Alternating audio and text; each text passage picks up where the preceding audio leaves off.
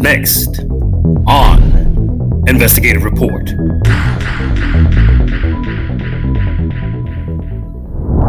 Misandrists, women who hate men. She developed a hatred for men long before she entered into a romantic type relationship. She treats men in a fashion that she would not any other person she knows.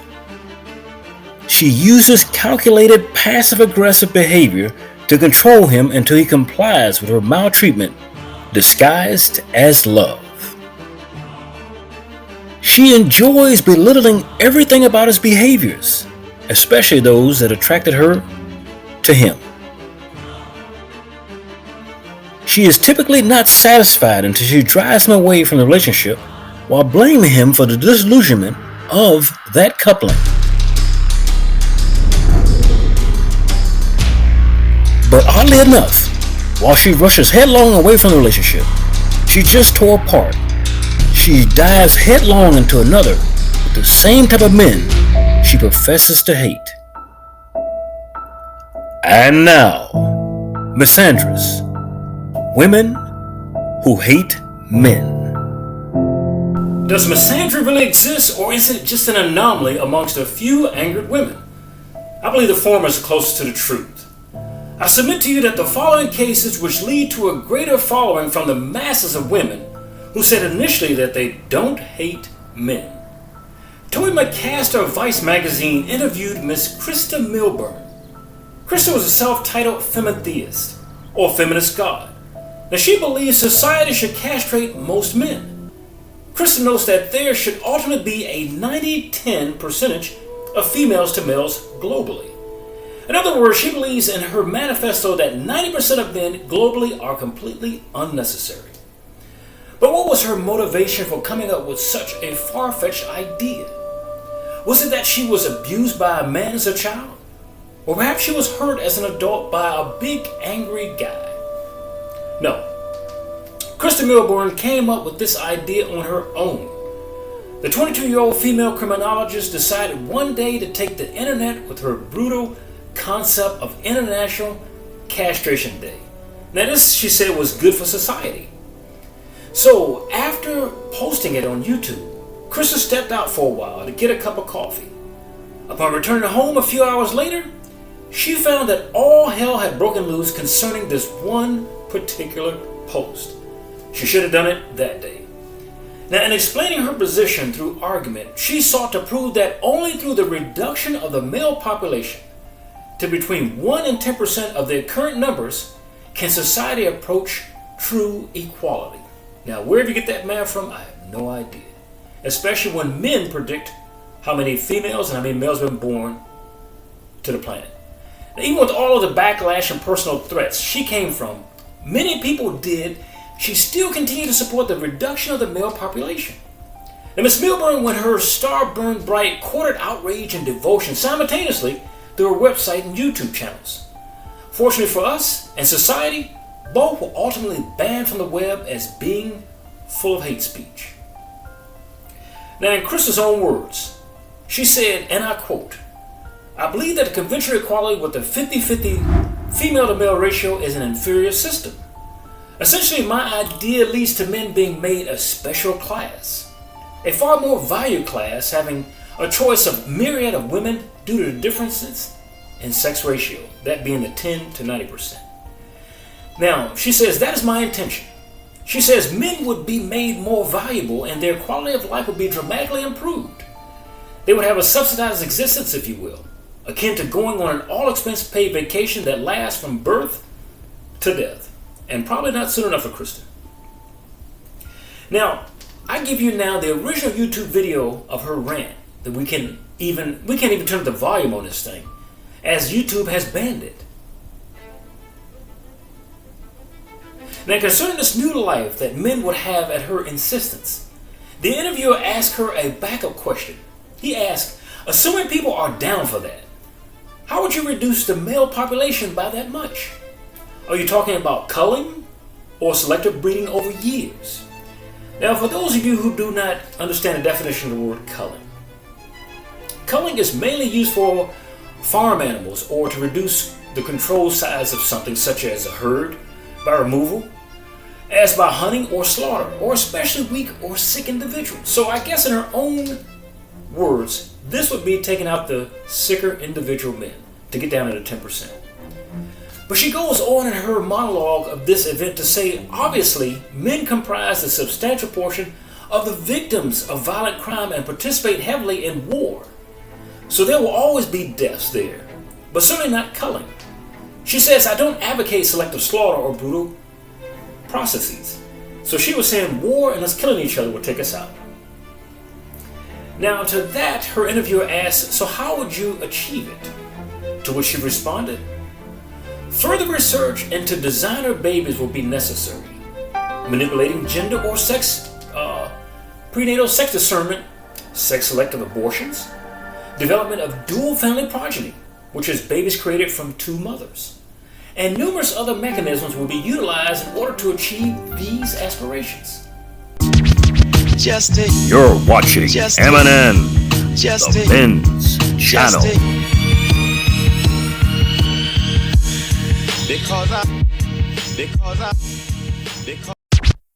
These aspirations to me sound like insanity.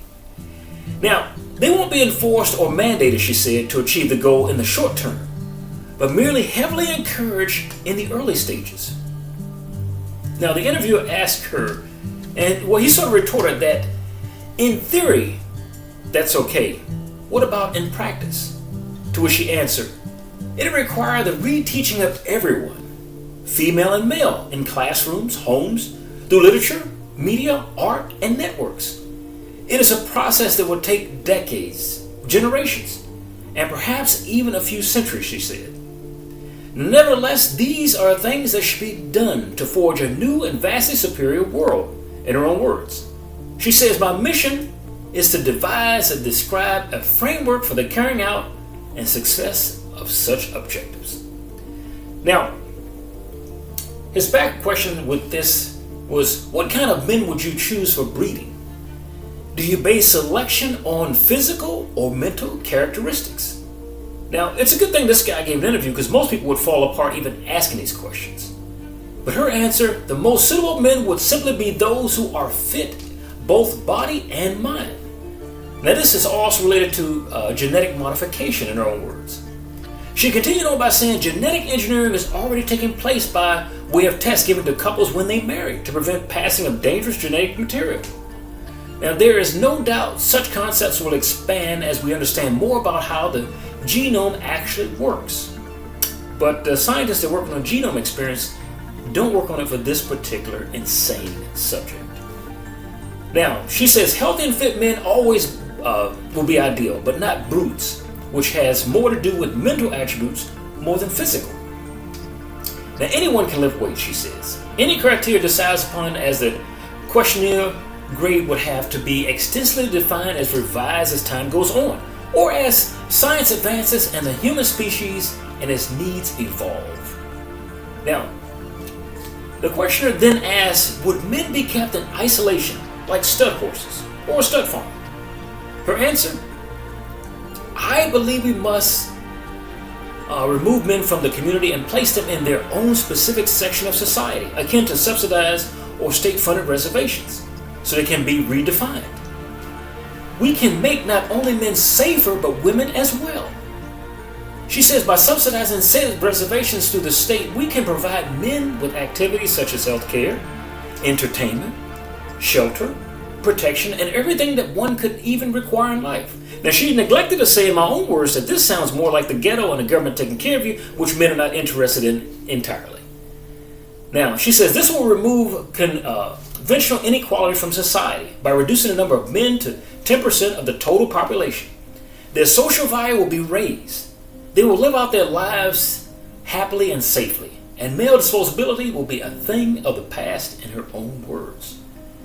Now, we turn now from her case of misandry, which generated a large following for her plight, especially after she faced a backlash online to what she was saying. Now to my second example. Now, the next woman who espouses her misandry of men is Pauline Harmage. Now, Pauline Harmage is a French author, not even an American author, a French author, who explains why a general negative feeling towards men can be healthy and even helpful in her own words. Now, Mr. Flannery Dean had the opportunity to interview Miss Harmage, and this is what came of that one particular meeting. Now, he says, I reminded women who preceded this woman, such as the 1972 essayist of the New Misandry, the American writer Joanna Russ, who writes, there are two types of women who don't hate men. She says, the very lucky and the very blind. Now, nearly 40 years later, 26-year-old French feminist and writer Pauline Harmage has, like Miss Russ and others both before and after her, attempted to rescue misandry, or the hatred of men, from its pointed hat and broomstick association, and understand it not as an aberration, a joke, or a liability, but as a logical human response to oppression and inequality. So, the answer to inequality is making more inequality. Now, her 80-page essay, originally published in France in August of 2020 as the title I Hate Men, makes the modest proposal that misandry is not dangerous or corrosive, but a source of joy. In her own words, not mine. And she suggests in her book, What If Misandry Were Necessary, Healthy Even. She writes, and possibly the means by which women may liberate an unsuspected power. So she saw men as an unsuspected power. Now, her initial publication in France sold but a very few modest amount of books, small amount. Her query, question, and the succeeding answer were initially intended for such a smaller audience, not for a worldwide audience at all. She knew she didn't have that kind of star power. Now, Harmage got an unexpected publicity boost when an advisor to the French Minister of Gender Equality tried to have the book banned for inciting sex-based hatred. The book went from its initial 400-copy press to a reprint of tens of thousands of books, and the slim volume has been sold internationally ever since.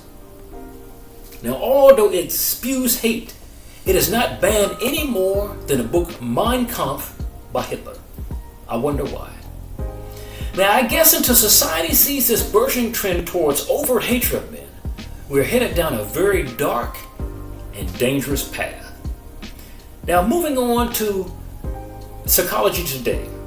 Anthony Sminot, PhD, writes in an article, Rethinking Men, that Mrs. Marilyn French called men the enemy. Germaine Greer wrote that women have no idea how much men hate them. Betty Freeman amazingly referred to suburban domestic life as a comfortable concentration camp for women, and to their husbands as SS prison guards. Or, I guess she was referring to as a secret Stasi.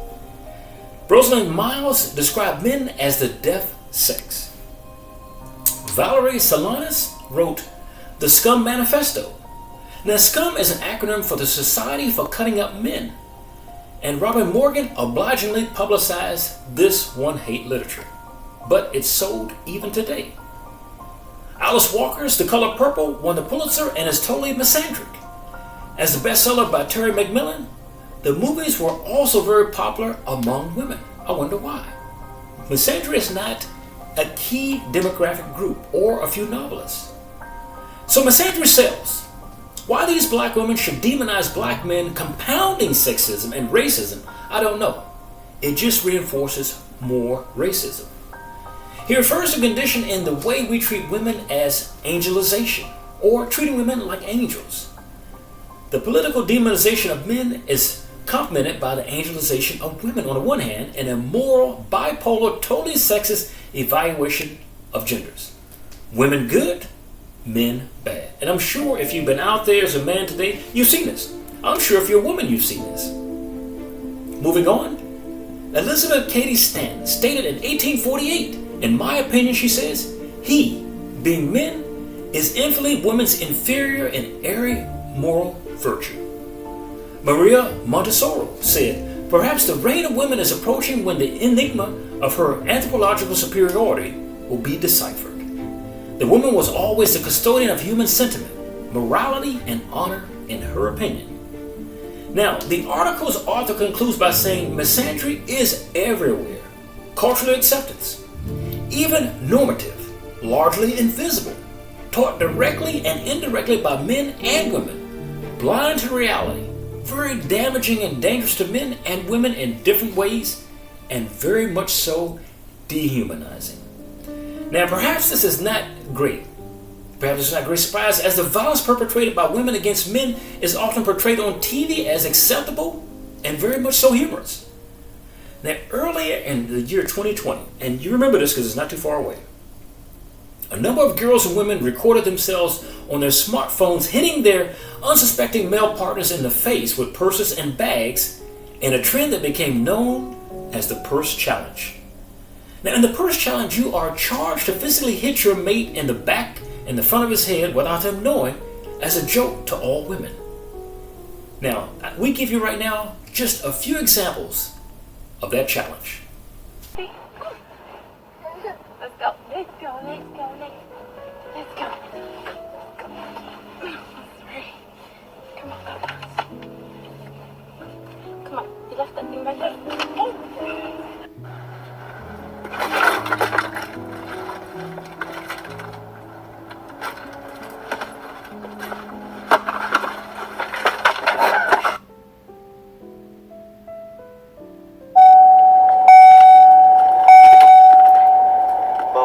Me pegaste con la Ay, sorry.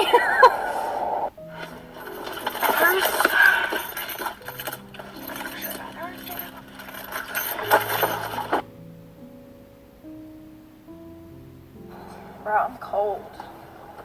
You got a jacket? Yeah, I have one right here. But like, I don't know if I want to wear this because it's gonna ruin my outfit. Let me see. Probably got something in my purse. I swear to God. I don't feel like looking in that, bro.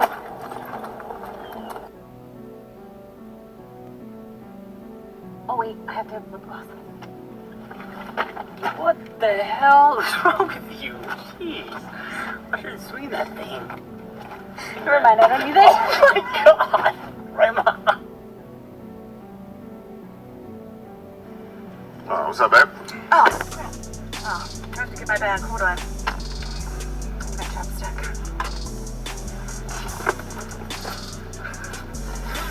Sorry. Real life? Sorry. I just need your chapstick. Hold on.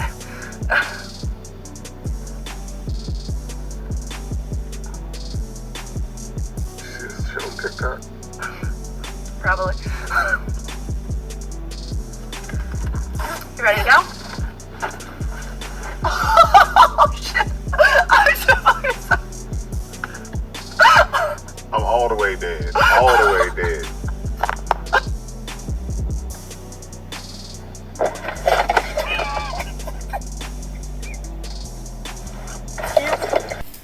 Now, another video showed women joking about abusing men, saying that men can't say no to sex if women wanted it. In 2012, Jenny McCarthy joked about grabbing Justin Bieber's bum, referring to it as cougar rape. But if this type behavior is funny, keep the behavior and swap the sexes. Now, does your perception change? Now, strategies aimed at tackling violence against women and girls exist. But strategies aimed at tackling violence against men and boys do not currently exist, despite the data from the Office of National Statistics, which highlight that men, more than women, are more likely to be victims of violent crime, even by women themselves. Amazing. Now, a 2018 report highlights how boys are barely addressed in some legal frameworks around sexual violence, and that a number of countries have laws around rape that lack legal protection for boys. And I wonder why that is. Now, the offense of rape in 2003's Sexual Offenses Act is worded in such a way that makes it legally possible for males to perpetrate rape, but not women. Now, this is leading somewhere. Protection for one, not the other, in an equal society. Now, if you are a regular viewer of MNN, you know that we have a bi-weekly show called Predator 101. Predator 101 reveals life stories of teachers who got probation for doing sexual crimes to the underage male students. These stories compare and contrast against what male teachers got and how they got a lifetime sentence in jail. Now, in other examples of how misandry has been made funny on the American psyche, one needs to look no further than the panelists and audience members of the television talk show called The Talk. Now, on this one particular episode, the ladies laughed when a woman cut off a man's penis. Now, after she cut off his penis, she put it down the garbage disposal, and the lead panelist led it to the laughter. Now, audience members of the Jeremy Kyle show laughed when a man shared how he was forced to jump from a 3-story balcony after his abusive partner locked him in their apartment. So when something happens to men as well as women, it's considered funny. Now, other overt examples include merchandise containing the text, "Boys are stupid, throw rocks at them." But surprisingly enough, these misandry items can be purchased on Amazon.com. They're not barred. If you made a shirt like that about females or girls, that shirt will be barred tomorrow.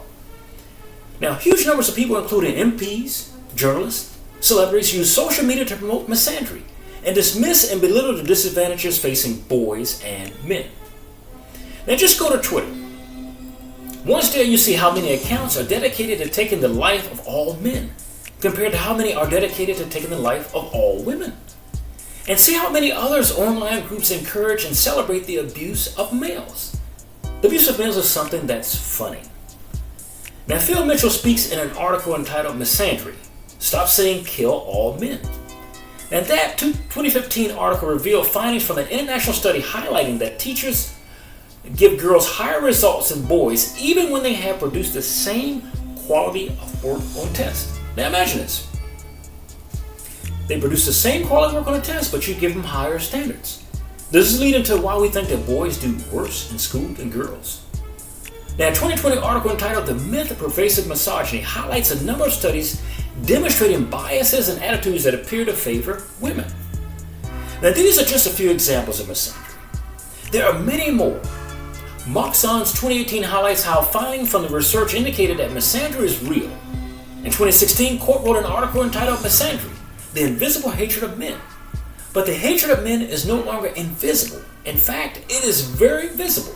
And like I said, if you're a male out there, you can attest to this.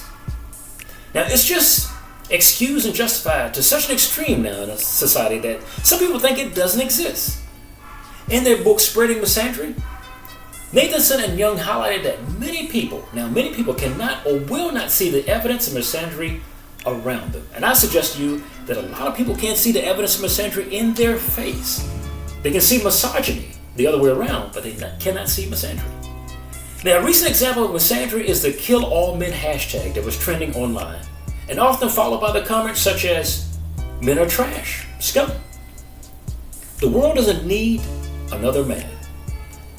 I'm a proud man hater" was another one. Another one was, "The world will be better off without men." And another, "All men are good for dying in war." And what about this one? "Being a man makes you an automatic failure, and go kill yourself and help increase the male suicide rate." Now, I could go on for days, but these are actual lines. Now, finally, in an article written by Mike Buchanan on justice for boys and men, he notes that whenever he's told by feminists that feminists don't advocate for achieving female supremacy through violence against men or the threat of it, he said he refers them to the late Valerie Solanas. Now, Valerie Solanas is not here with us anymore, but she is a very well-known person of the last generation. Now, Solanas was a feminist who shot and very nearly killed Andy Warhol in 1968. Now, if it wasn't for a direct heart massage, he would not be able to live until the day he died. Now, the previous year she wrote a book, The Scum Manifesto, what I told you about a minute ago. The scum is the acronym for Society Cutting Up Men. Now, the book urges women to overthrow the government, eliminate the money system, institute complete automation, and eliminate the male sex. Now, one thing about it, all of us come from men. There's only been one virgin birth, and most people deny that one. Now, whenever I've mentioned the book to feminists, they've countered that modern feminists regard Solanas as insane, and the book isn't influential. While Solanas was undoubtedly insane, the book was highly influential and remains so even today. It's amazing when this type of work stays around. Now, we know it's read and highly regarded in militant feminist circles, he said. It was written and published in 1967. That was 56 years ago, and it's still in print today. It's been reprinted 10 times and translated into 13 different languages. Now, if those aren't signs of influential book, I don't know what it is. Now, you decide. The next time you are in a disagreement with your wife, a girlfriend, or a strange woman on the street, gauge for yourself, where is all this bile coming from? Where's it spewing from?